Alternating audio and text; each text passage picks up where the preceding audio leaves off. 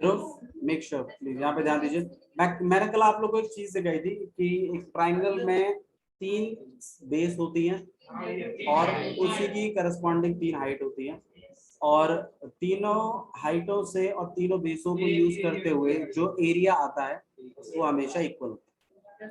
सही बात, ये कल मैंने आपको बताया था, यही बताया था ना, यही बताया था। मतलब एक ट्राइंगल है आपके पास, तो उसकी 3 क्या होंगी, बेस होंगी, और इसी की 3 हाइटें भी होंगी। सही बात है, और इनसे बनने वाला एरिया सेम होगा, यही बात करें। अच्छा, थोड़ा हाइट पे फिर हम लोगों ने बात करी थी। हाइट एक लाइन सेगमेंट है जो कि एक वर्टेक्स और opposite it is a perpendicular distance which starts from a vertex to the opposite base, opposite side, ठीक है ना। परपेंडिकुलर डिस्टेंस होता है, क्या होता है, परपेंडिकुलर डिस्टेंस मतलब बिल्कुल 90 डिग्री आगे गिरेगा।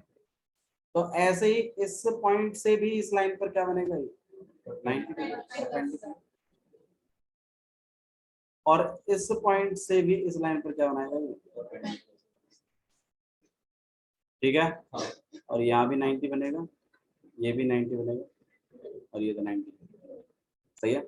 अच्छा, तीनों परपेंडिकुलर या तीनों हाइट है जिस पॉइंट पे मिलती हैं उस पॉइंट को हम क्या कहते हैं, ऑर्थो सेंटर। क्या कहते हैं उसको, नाम याद रखिए, काफी ज्यादा इंपॉर्टेंट है, शायद पूछ भी ले। जहाँ 3 ऑल्टीट्यूड्स मिलते हैं या जहाँ 3 परपेंडिकुलर मिलते हैं या जहाँ 3 हाइटें मिलती हैं उस पॉइंट को क्या कहते हैं, ऑर्थो सेंटर, सेंट्रॉइड, ओरिजिन या सेंटर। हाँ जी बिल्कुल है, सेंट्रॉइड सिखा दिया बाबू, आपको याद नहीं रहा, पिछले साल भी सिखाया था, ठीक है। अच्छा, एक चीज और सीख लीजिए, जैसे मान लीजिए एक बात और भी होती है इनमें, मीडियन। काफी काफी कॉमन चीजें हैं ये। देखो आपको कभी भी कॉम्पिटिटिव मतलब जो आपके एमसीक्यूज आएंगे उसमें कभी भी आपको इतना बड़ा क्वेश्चन नहीं देंगे वो सॉल्व करने के लिए, ठीक है। पिन पॉइंट क्वेश्चन होंगे, आपको आंसर देना है और आगे बढ़ना है। हाँ जी, ठीक है। तो मीडियन क्या होता है, मीडियन एक लाइन सेगमेंट है, it is a line segment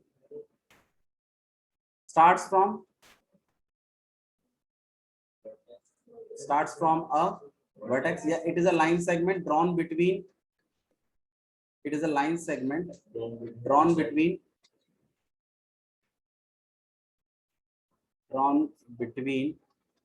the vertex and midpoint of opposite side, opposite side के मिड पॉइंट पे टच कर जाता है। मतलब एक वर्टेक्स से शुरू होगा और जो उल्टी साइड है ना उसका जो मिड पॉइंट है उस पे टच कर, एक मीडियम एक ट्रायंगल को 2 इक्वल ट्रायंगल्स में डिवाइड करती है, कॉन्ग्रुएंट ट्रायंगल से, कॉन्ग्रुएंट ट्रायंगल से बांट देता है, एरिया भी इक्वल होता है, कॉन्ग्रुएंट ट्रायंगल्स का एरिया भी इक्वल होता है। कॉन्ग्रुएंट ट्रायंगल्स का मतलब क्या है, एग्जैक्टली इक्वल। तो एग्जैक्टली अगर कोई चीज इक्वल है तो ऑब्वियस सी बात है उसका एरिया भी कैसा होगा, इक्वल ही होगा, ठीक है। हाँ सही है, ठीक है। और मैंने क्या बोला, कॉन्ग्रुएंट ट्रायंगल्स, नहीं ट्रायंगल्स कॉन्ग्रुएंट नहीं होते, मीडियन में ट्रायंगल्स कॉन्ग्रुएंट नहीं, सॉरी सॉरी सॉरी, मैं थोड़ा सोच, हाँ मैंने गलती से बता दिया, सॉरी, शट अप। तो इसी तरीके से ये वर्टेक्स और ये अपोजिट साइड का मिड पॉइंट, और यहाँ पे ये ऐसे क्या हो जाएगा, ये कनेक्ट हो जाएगा। इसी तरीके से ये भी क्या है, एक वर्टेक्स और ये अपोजिट साइड का मिड पॉइंट, और यहाँ पे ऐसे कनेक्ट कर। अच्छा, ये 3 मीडियन जहां पॉइंट पे मिलते हैं उसे सेंट्रॉइड कहा जाता है। क्या कहा जाता है, ऑर्थो सेंटर क्या होता है, जहां 3 हाइटें मिलती हैं उस पॉइंट को ऑर्थो सेंटर कहते हैं, जहां 3 मीडियन मिलते हैं उस पॉइंट को सेंट्रोइड कहते हैं। प्लीज, जहां 2 कोऑर्डिनेट एक्सिस मिलती हैं उस पॉइंट को क्या कहते हैं? ओरिजिन। क्या कहते हैं? अरे भैया बहुत सिंपल सिंपल बात है, पूरा चैप्टर पढ़ा दिया तुम्हें, कोऑर्डिनेट ज्योमेट्री पूरा चैप्टर करवाया तुम्हें, ऐसी बातें कर रहे थे। क्लियर है सेंट्रोइड? अच्छा जी, चलो, हमें हमारा मेन मकसद सेंट्रोइड सीखना नहीं था, मेन मकसद हम यहाँ पे थे ऑर्थो सेंटर का। अच्छा जी, अब मुझे एक बात बताओ, एक नई चीज जो आप सीखोगे वो मैं बता देता हूँ। मान लीजिए कोई ऑब्ट्यूज एंगल ट्राइंगल है। कैसा एंगल ट्राइंगल है? ऑब्ट्यूज एंगल ट्राइंगल क्या होता है? जिसमें एक एंगल 90 डिग्री से बड़ा होता है। पता है ये बात कि नहीं पता? पता है ना? पक्का। और एक्यूट एंगल ट्राइंगल क्या होता है? बहुत बढ़िया, एक्यूट एंगल। और ये ऑब्ट्यूज एंगल ट्राइंगल, दिखने की बात करें तो ये ऐसा दिखता है और ये थोड़ा सा ऐसा दिखता है, मतलब इसमें एक एंगल आपको दिखेगा 90 से बड़ा। ठीक है, तो आपके पास एक ऑब्ट्यूज एंगल ट्राइंगल है, एक आपके पास एक्यूट एंगल ट्राइंगल है। ऑब्ट्यूज एंगल ट्राइंगल में एक एंगल 90 से बड़ा होता है और एक्यूट एंगल ट्राइंगल में सारे एंगल 90 से छोटे होते हैं। एक एग्जांपल ले ले, जैसे मान लीजिए जैसे ये 120 है और ये मान लीजिए 30 है, ठीक है, और ये भी, या फिर ये 40, ये 20, कैसे भी लगा लो, लेकिन एक एंगल 90 से बड़ा होना चाहिए। समझ में आ रहा है? 90 से बड़ा होता है ना, 100 हो जाएगा, बिल्कुल हो जाएगा। हाँ जी, 91 भी चलेगा, 90 नहीं चलेगा, क्योंकि 90 होगा तो राइट एंगल हो जाएगा। 179 नहीं चलेगा, चल जाएगा 0.5 अच्छा, बाकी के ये तीन, प्लीज यार कंसेप्ट से मत भगाइए।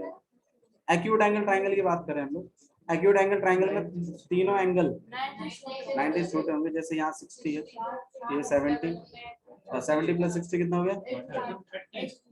130, और 130, और यहाँ पर तो तीनों एंगल। समझ में आई बात? ठीक है, ये ऑब्ट्यूज एंगल ट्राइंगल है, ये एक्यूट एंगल, ठीक है। अच्छा, अब आपको जो मैं चीज सिखाना चाहता हूँ वो ये है कि एक्यूट एंगल ट्राइंगल में जो हाइट होती है वो ट्राइंगल के अंदर बनती है, सारी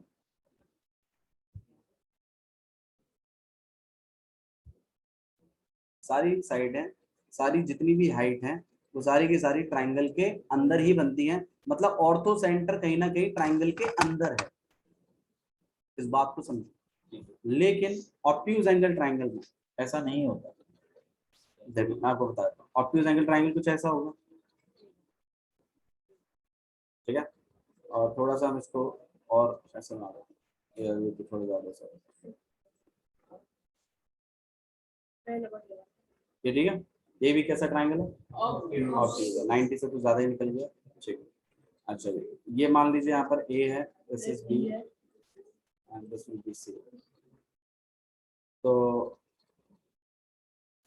ये वर्टेक्स है, अपोजिट साइड ये, तो आप अगर परपेंडिकुलर बनाते हैं तो बिल्कुल ऐसा ही तो बनेगा और 90 बनेगा, सही है।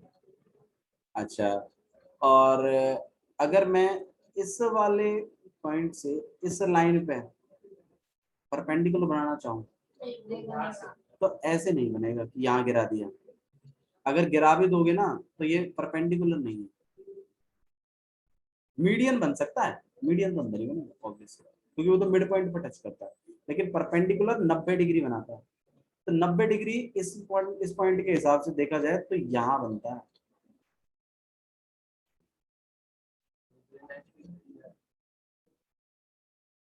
समझ में? हाँ, तो हाँ, यहाँ से इस हमें तो इस वाली लाइन पे 90 बनाना है, तो सीधा सीधा बन गया। लेकिन अब जब मैं इस ए से बनाने आया बीसी पर, तो मैं देख रहा हूँ 90 बनेगा तो सही, लेकिन बीसी पर टच नहीं है, तो आप क्या करेंगे, इस बीसी को थोड़ा सा एक्सटेंड कराएंगे। क्या कराएंगे? बनेगा ऐसे ही 90, लेकिन इमेजिनरी बनेगा थोड़ा सा लाइन। समझ में आई बात? ठीक है, अच्छा जी, थोड़ा सा और हम इसको देखेंगे। और अगर इससे बनाने की कोशिश करूं इसका, तो बन सकता है क्या? तो भी नहीं बनेगा। फिर बनेगा तो ये भी, और ये कुछ ऐसा बनेगा। और ये इसकी इमेजिनरी पे बनेगा। ये 90 के नहीं दिख रहा, तो 90 दिख रहा, कहाँ दिख रहा पता? बनाओ कहाँ, मैं बना दूं?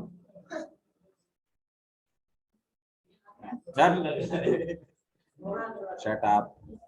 वो बिल्कुल हमने 90, हमने लगभग 100 के आसपास लिया एंगल, इसलिए आपको इतना दिख रहा है। थोड़ा सा और वाइड लोगे ना तो नहीं दिखेगा, जैसे और वाइड लो। अब बना के देखो, अब बनाना, अब नहीं दिखेगा, लेकिन हाँ यहाँ से दिख जाएगा। अरे ये तो मैंने बनाया नहीं वैसे, मतलब 90 सा दिख रहा है। समझ में आ रहा है? ठीक है, आप उसको और डाउन करोगे वो और ऐसा बन जाएगा। तो ये 90 हो गया। अच्छा, अब आप ये कहोगे भैया और तो सेंटर तो बन ही नहीं रहा इसमें। अरे बनता है और तो सेंटर, ये देखो, अगर आप इसको और एक्सटेंड करवाओ, इसको और एक्सटेंड करवाओ, और इसको इधर एक्सटेंड करवाओ, तो यहाँ मिलते हैं तीनों। बाहर बनता है और तो सेंटर ऑब्ट्यूज एंगल्स में, ऑब्ट्यूज एंगल ट्रायंगल में। ठीक है, अरे समझ में आया क्या पता नहीं। ठीक है, तो आपको जो मैं सिखाना चाहता हूँ, मैं आपको कोई डरा नहीं रहा, मैं बस सिंपल सी एक बात बताना चाहता हूँ। बहुत बच्चे एक माइंड सेट बना लेते हैं कि हाइट हमेशा अंदर ही बनती है। काफी हद तक सही है एक्यूट एंगल्स में, एक्यूट एंगल ट्रायंगल में, लेकिन ऑब्ट्यूज में ऐसा नहीं होता। ऑब्ट्यूज में जैसे मान लो मैं ऐसे दिखाता हूँ आपको, इसी को देख लेना।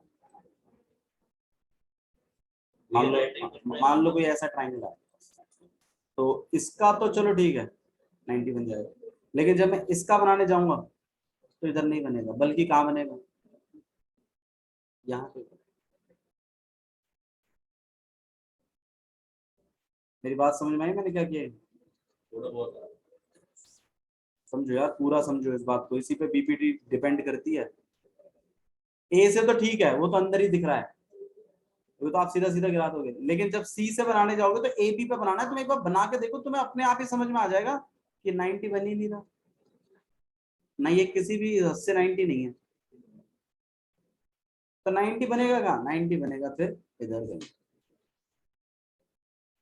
और अगर मैं इस बी से बनाऊंगा, इस ए सी पे, तो अगर मैं यहाँ बनाऊं तो तुम बताओ बन रहा है क्या? कहाँ बन रहा है? यहाँ नहीं बनेगा, ये यहाँ कहीं बनेगा। और ये वाली लाइन, ये वाली लाइन और ये वाली लाइन मिलके जहाँ बनेंगे वहां बनेगा आपका ऑब्ट्यूज। समझ में आ रहा? ठीक है, तो मैं बस सिंपल सी बात है कि बताना चाहता हूँ कि ऑब्ट्यूज एंगल ट्राइंगल में, ऑब्ट्यूज एंगल ट्राइंगल में आपके जो ऑल्टीट्यूड्स बनते हैं वो बाहर बनते हैं। वो कहाँ बनते हैं? बाहर। क्लियर? भैया कहाँ चांद सितारे देख रहे हो? समझ में आई बात? अच्छा, बीपीटी थ्योरम कल मैंने आपको थोड़ी सी पढ़ाई थी, क्या कहती है बीपीटी थ्योरम? उदित बता सकते हैं आप? बता सकते हो कि नहीं बता सकते? बहुत बढ़िया, वेरी गुड। हाँ जी, अच्छा बताओ बीपीटी थ्योरम क्या कहती है? अब क्या किताब देख रहे हो? BPT theorem basic proportionality theorem, जब हम एक ट्रायंगल में किसी भी एक साइड के पैरेलल एक साइड बनाते हैं तो वो तुमने वीडियो नहीं देखी? किसी ने नहीं वीडियो देखी?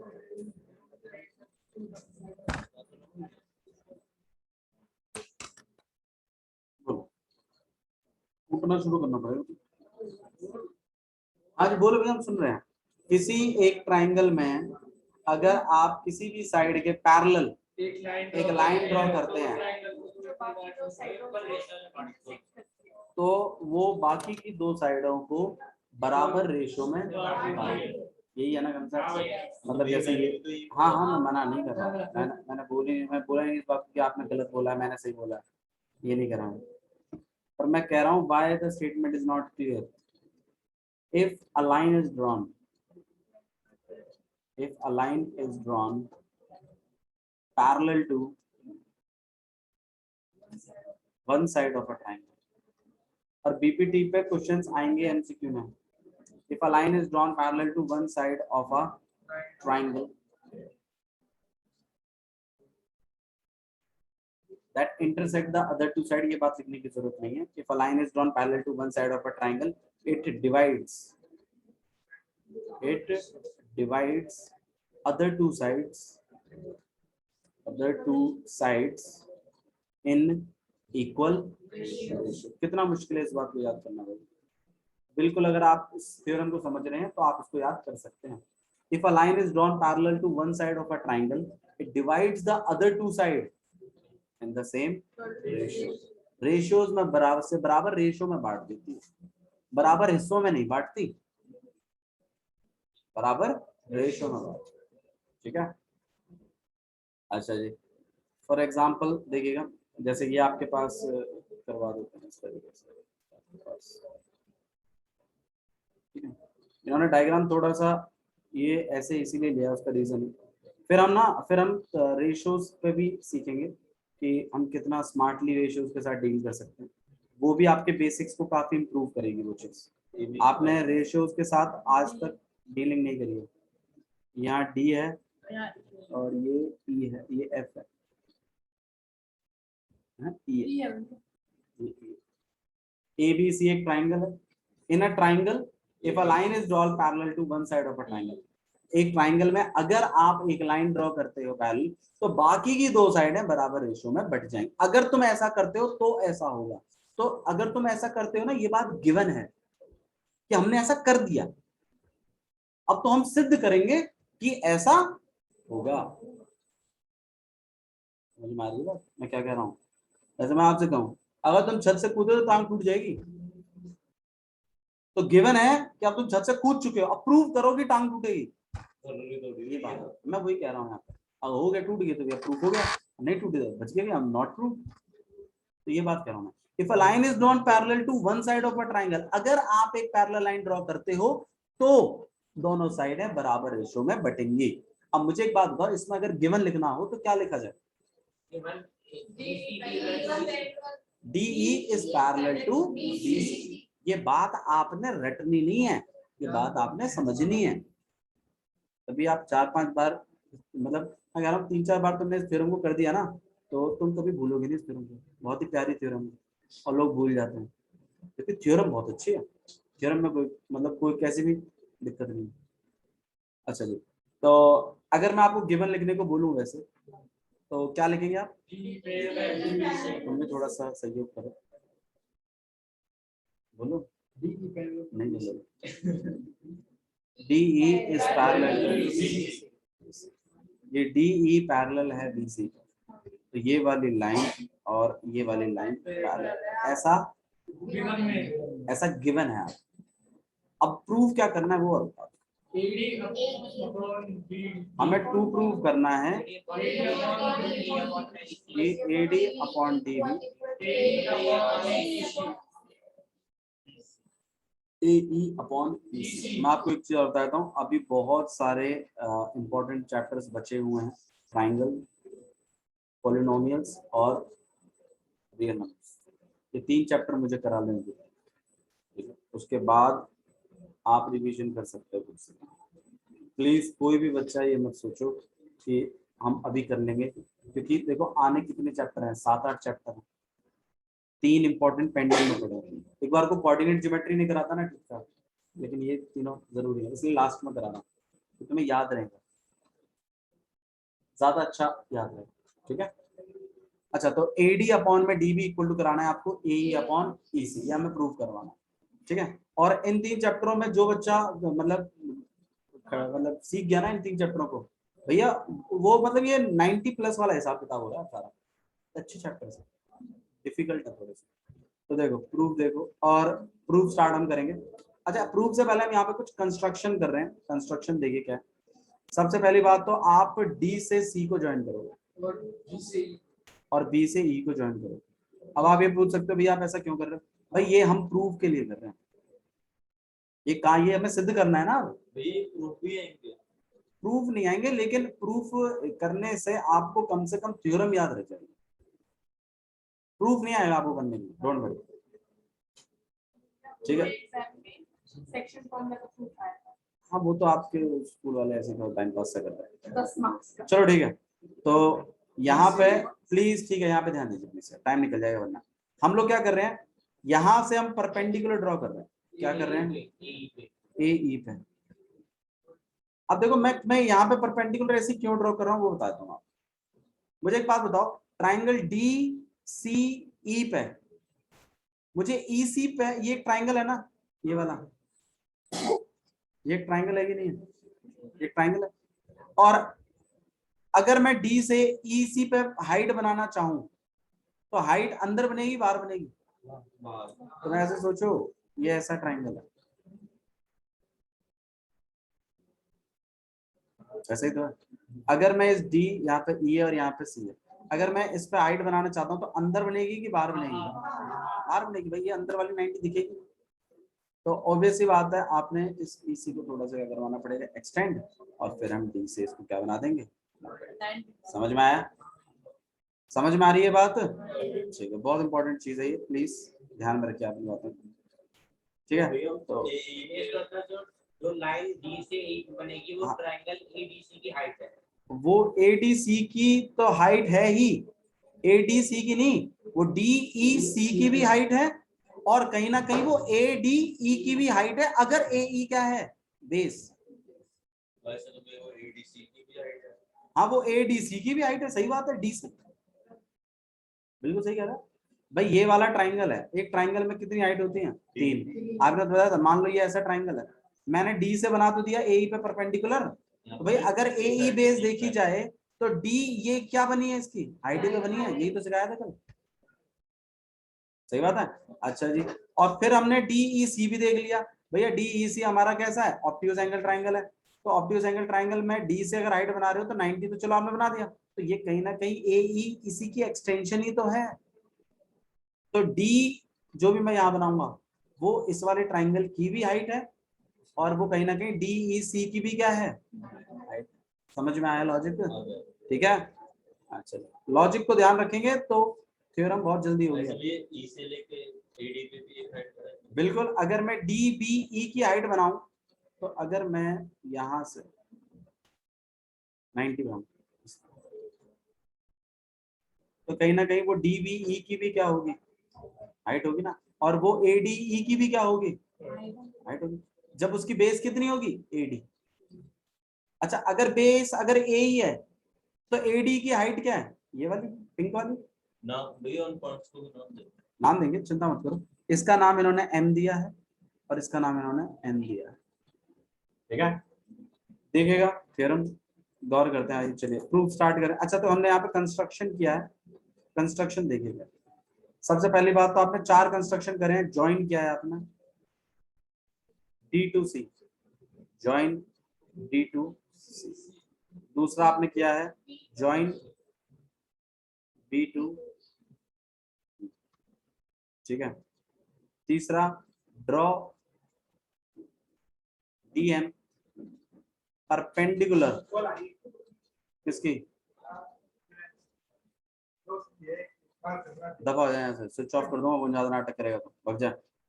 नहीं दे रहा, चला जा, तो पिट के जाएगा, ऐसे चला जाएगा, और तो घड़ी और उतार के जाए पे, पढ़ाई का टाइम यहाँ पे आ रहा है, गधा कहीं का।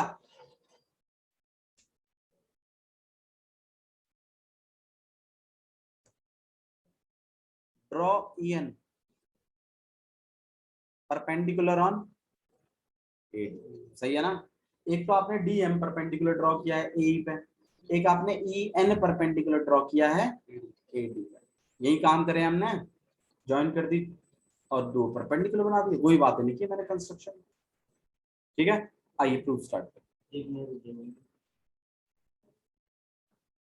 प्रूफ में सबसे पहला काम आप जो करोगे, देखो मैं बताता हूँ, आप ना 4 ट्राइंगलों के एरिया निकालोगे, मैं पहले बता रहा हूँ। आप एडीई का 2 बार एरिया निकालोगे, एक बार एडी को बेस मानते हुए और एक बार एई को बेस मानते हुए, पहले ही समझ लीजिए। एरिया तो सेम ही आना है ना। हाँ एरिया सेम आना, निकालेंगे 2 बार, लेकिन प्रूफ का तरीका होता है, ठीक है। तो हम लोग निकाल रहे हैं area of triangle A D formula क्या होता है, half into base into height, तो हाफ इंटू, मैं बेस में अभी फिलहाल के लिए मैं एडी मान रहा हूँ, और हाइट यार डी एन कैसे हो जाएगी यार, कैसी बातें कर रहे हो तुम यार, ई एन नहीं होगी हाइट भाई, एडी अगर बेस है तो ई एन हाइट नहीं है क्या, अरे बोलो टीएन यार, थोड़ी ए ही है, ए ई हाइट है, वाह, ए बेस है। अरे अगर एडी बेस है हाँ तो क्या ई एन हाइट होगी कि नहीं होगी हाँ यार, इसलिए मैं कह रहा था देख लिया करो, बट नहीं, नाटक चलना है पूरा 40 करोगे बता, ई एन यहाँ लिख दीजिएगा, AD is base and E N is height,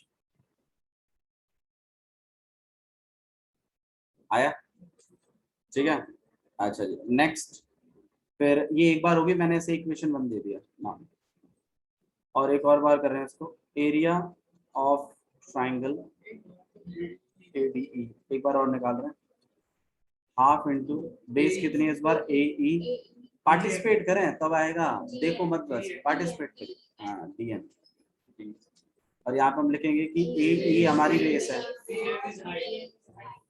and D M S, आया समझ में, ठीक है, नेक्स्ट, और जो दो ट्राइंगल है जिनका एरिया हम निकालेंगे वो है, एक तो डी ई सी है, ये ऊपर वाला, एक तो ये वाला है, क्योंकि इसकी हाइट मुझे पता है डी है ना, और ई सी क्या है इसकी बेस है, सही बात है ना, और इस वाले का भी निकालना है, इस वाले का बेस में पूरा एसी एस इस एसी क्या होगा, नहीं एसी नहीं होगा भाई, ट्राइंगल आपका कौन सा है, डी ई सी है ना, छोटू ट्राइंगल है ना, आप अपने आप बेस कैसे बढ़ा दोगे उसकी, मैंने बताया था ना इमेजिनरी बेस का बनेगा, बेस नहीं बढ़ेगी, बेस ई सी रहेगी, तो इस वाले ट्राइंगल का भी एरिया निकालेंगे आप, और इस वाले ट्राइंगल का भी एरिया निकालेंगे, इस वाले ट्राइंगल की हाइट डीएम रहेगी, इस वाले ट्राइंगल की हाइट ई एन रहेगी, अगर डीबी बेस है, ठीक है, अच्छा जी, अब हम लिखेंगे यहाँ पे area of triangle D E C, कितना हो जाएगा यहाँ पे, हाफ इंटू बेस क्या लिखूं, डी थोड़ी है बेस, अरे डी सी कहाँ है, डी ई कहाँ है, डी एम अगर हाइट है तो बेस क्या होनी चाहिए थी, कंफ्यूज नहीं होना है ना, तभी तो मैं एक दिन पूरा बेसिक समझाया, अब वो तुम देख के नहीं आए हो, सबसे बड़ी दिक्कत है तुम्हारे साथ में, किससे, सिमिलैरिटी से, सिमिलैरिटी से देख लीजिए अगर हो जाए तो, हो गया, ठीक है, ठीक है, ई सी आपके पास क्या हो गई हाइट, और डी एम क्या हो गया आपके पास, डी डी एम लिखेंगे आप, E C is base and D M is, ये चीजें तो पूछी भी नहीं जाएंगी, लेकिन आपको पता होना चाहिए कैसे किया, क्योंकि श्योरिटी नहीं है किसी चीज के बारे में, ठीक है, और तीसरा हम निकाल रहे हैं एरिया ऑफ ट्राइंगल, कौन सा वाला भैया, D B E, area of triangle D,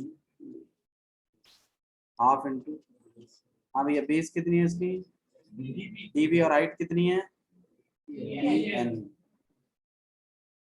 D B into E N, यहाँ हम लिखेंगे D B is base and E N, clear है, और ये इक्वेशन होगी आपके पास, डन, अच्छा, अब एक बात ध्यान रखिएगा, अब आप कुछ बातों को करोगे कि भाई ये दोनों एरिया तो आपस में इक्वल है, रीजन, अरे क्यों, ठीक है, सेम ट्राइंगल है, दोनों आपस में इक्वल है, क्योंकि ट्राइंगल ही सेम है, एडीई एडीई, किसी और तरफ से देखने से एरिया थोड़ी बदल जाएगा, अच्छा, अब मुझे एक बात बताओ, तुमने एक थ्योरम और पढ़ी हुई है, अच्छा यार वैसे इक्वेशनों को लिखने का कोई मतलब नहीं, इनको रहने दो, ठीक है, अब मुझे एक बात बताओ, तुमने एक चीज और पढ़ी है कि जैसे दो लाइन होती है आपके पास, तो इन दो लाइनों में बनने वाले ट्राइंगल का एरिया हमेशा कैसा होता है, ये 9th क्लास में आपने एक कंसेप्ट पढ़ा है कि triangles drawn between the two parallel lines on the same base then their areas are also areas कैसे होते हैं इक्वल, या area of two triangles drawn on the same base between the same parallel lines their areas are equal. ठीक है, तो मुझे एक बात बताओ यार, ये दोनों ही ट्राइंगल, एक ये वाला इनका एरिया भी इक्वल होगा और एक अगर डी ई पे ही तो टिक रहे हैं और दो पैरेलल लाइनों के बीच में है, तो कहीं ना कहीं इसका एरिया और इसका एरिया कैसा होगा, सही है ना। तो आप यही बात लिखोगे यहाँ कि पहले तो आप लिखोगे यहाँ पर area of triangle ADE equal to area of, बहुत बढ़िया, triangle ADE। Reason same triangle, same, सही बात है। और फिर आप लिखोगे area of triangle DEC equal to triangle DB। Reason area of two triangles, area of two triangle, या फिर एक काम करते हैं शॉर्ट में बना के लिखते हैं triangles drawn between two parallel lines on the same base. ठीक है, छोटा सा लिख दो। रीजन है ट्राइंगल्स जो हैं, ये वाले जो ट्राइंगल्स हैं, triangles drawn on same base, एक तो सेम बेस पर बन रहे हैं एंड बिटवीन पैरेलल,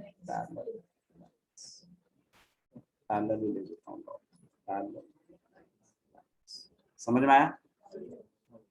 ठीक है, अच्छा जी, इसे आप इक्वेशन 1 बना लीजिए और इसे इक्वेशन, अब हम डिवाइड कर देते हैं, डिवाइड इक्वेशन 1 एंड 7। तो आप इन दोनों को डिवाइड कर दें, तो triangle area of triangle ADE upon में एरिया ऑफ ट्राइंगल DEC, और यहाँ पर area of triangle ADE upon में एरिया ऑफ ट्राइंगल DBE। सही है? हाँ, DBE ये तो ट्राइंगल थे, ऊपर वाला ऊपर वाले से, नीचे वाला नीचे वाले का अपन में लगा दो, गलत थोड़ी क्या कुछ। अच्छा, अब देखो ADE दो हैं, एक तो ये वाला है और एक ये वाला, तो आपको ध्यान रखना है, आपने देखो दोनों के ऊपर में ADE लिखा हुआ है। अब कौन सा AD कहाँ चलेगा, वो चीज का जो ध्यान दोगे आप, वो ये है कि EN वाला जिसका हाइट है वो तो EN वाले के साथ चलेगा, और जिसकी DM वाली हाइट है वो DM वाले के साथ, क्योंकि तभी तो ऊपर नीचे कटेगा मान लो। तो आप ध्यान रखिएगा, जहां पर देखो, जैसे मान लो मैं यहीं पे देखो तो DEC है, पहला वाला DEC है, तो ये DM है, तो ये वाला चलाना फिर। ठीक है, मतलब DM हाइट वाले एक तरफ और EN हाइट वाले एक तरफ, तो हाफ इंटू, मैं इस वाले की जगह लिखूंगा हाफ इंटू AD है, AE है, AE इंटू DM अपॉन में, और इसका तो क्लियर है ही, DEC का कितना है, half into EC into DM। समझ में आया? और यहाँ पे हाफ इंटू, अब ये दूसरा वाला है ना EN वाला, ये AD into EN, AD into EN, और यहाँ पर हाफ इंटू AE, AE नहीं है कुछ और, DB है, हाफ इंटू DB इंटू, तो हाफ से हाफ कैंसिल, DM से DM कैंसिल, इसलिए बराबर लिखा था। मान लो ये क्रॉस में आ जाता तो कटता नहीं, फिर तो मल्टीप्लाई आ जाता, और हाफ से हाफ लिख दिया, EN से EM लिख दिया, तो आपके पास वही बात आ गई जो आपको प्रूफ करनी थी।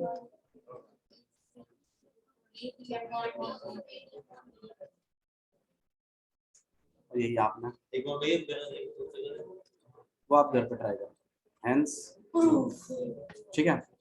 अच्छा जी, देखो बहुत ही सिंपल चीज करी है हमने, दोबारा गौर करिए, इस थ्योरम की स्टेटमेंट आप याद करेंगे, ये स्टेटमेंट आपको याद होनी चाहिए, ठीक है, क्योंकि कभी कभी एमसीक्यूज में स्टेटमेंट दे देते हैं और फिर उस पर क्वेश्चन रहता है, तो आपको ये पता रहना चाहिए कौन सी थ्योरम से, ठीक है। अच्छा जी, तो सबसे पहली बात, हमने एक ट्राइंगल बनाया, उसमें हमने एक पैरेलल लाइन ड्रॉ करी। एक ट्राइंगल में अगर आप पैरेलल लाइन ड्रॉ करते हैं तो ऑब्वियस बात है दूसरी साइड है बराबर रेशियो में बढ़ जाती है, ठीक है। फिर हमने क्या किया, ज्वाइन करवाया, ऑल्टीट्यूड्स बना दिए, 4 कंस्ट्रक्शन थे, चारों के चारों कर दिए। उसके बाद हमने चारों ट्राइंगलों के क्या निकाल दिए, एरिया।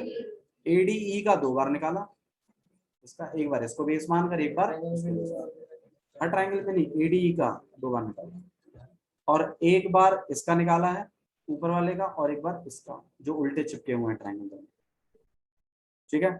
सबका एरिया निकालने के बाद फिर मैंने डिवाइड करना शुरू किया, भाई एडी एडी के बराबर, और ये वाला ट्राइंगल इस वाले ट्राइंगल के बराबर। रीजन मैंने दे दिया, ये तो सेम ट्राइंगल है, और ये वाले जो है बिटवीन द सेम बेस पे बन रहे हैं, और बिटवीन द 2 पैरेलल लाइंस बन रहे हैं, तो दोनों के एरिया बिल्कुल। फिर मैंने क्या किया, इन दोनों को डिवाइड पे लगा दिया, डिवाइड फर्स्ट एंड सेकंड। फिर जब मैंने लिखा इनको, फिर मैंने ध्यान दिया कि भैया एडीई में कोई भी वैल्यू डाल सकती है, डीएम वाली भी और ईएन वाली भी। तो आपका नीचे वाला ट्राइंगल जो हाइट कैरी कर रहा है वही वाली वैल्यू डाल, ताकि ऊपर नीचे कट, अगर हमने कट कर दिया और हमारे पास एग्जैक्टली वही आ गया जो हमें। अच्छा, इस पर क्वेश्चन कैसे आते हैं वो सुनो। इसमें क्वेश्चन बनते हैं बीपीटी पर। बीपीटी पर क्वेश्चन आपको ऐसा बनता है कि जैसे आपको कोई ट्राइंगल दे देगा, ठीक है, यहाँ पर ए है, ये बी है और ये सी है, और ये आपके पास इस तरीके से होगा, मान लो डी और ई, और कह देगा कि डी ई पैरेलल है बी सी के, ये दे देगा आपको। भैया अगर पैरेलल नहीं हुई ना डी ई बी सी के, तो फिर कॉन्ग्रुएंट नहीं हो रहा, साइड है, साइड है नहीं, रेशियो बराबर नहीं। मतलब ये है कि मान लो, अब तुम खुद ही देख लो, मान लो कोई ऐसा हुआ, ऐसी साइड है, भैया इनका रेशियो अलग दिख रहा है और इसका रेशियो, क्यों, क्योंकि ये वाली लाइन इस लाइन के पैरेलल, तो लाइन का पैरेलल होना बहुत जरूरी है। तो ये बात देगा आपको वो कि ये वाली लाइन इस वाली लाइन के क्या है, पैरेलल है। फिर क्या करेगा, तुम्हें ये वैल्यू दे देगा 4, ये दे देगा तुम्हें मान लीजिए 3, और ये वाली दे देगा 12, और ये पूछ लेगा ये वाली। तो आपने कुछ नहीं कहना, आपने कहना देखो लाइन है पैरेलल है, तो रेशियोज भी कैसे होंगे, इक्वल होंगे। रेशियोज कैसे होंगे, तो 4/3 बराबर होगा 12/x के। अब ये तो पता नहीं है ना, फिर आपने ये इक्वेशन बन गई, क्रॉस मल्टीप्लाई कर करा के x को अकेला कर दिया,